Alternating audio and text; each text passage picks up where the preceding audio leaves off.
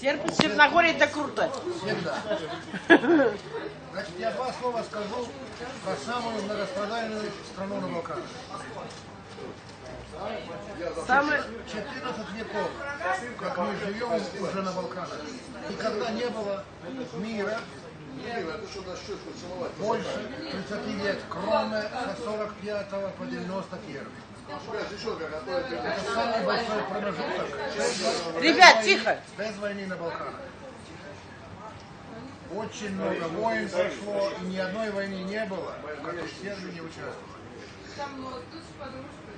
Были баррикадой на Европу все время.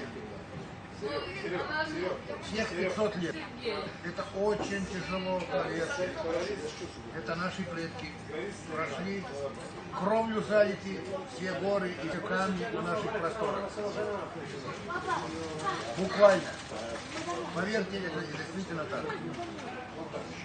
Все горы, все камни кровью залиты, чтобы отстоять свои права. Я вижу, тост обращен ко мне. Просто я предполагаю Да.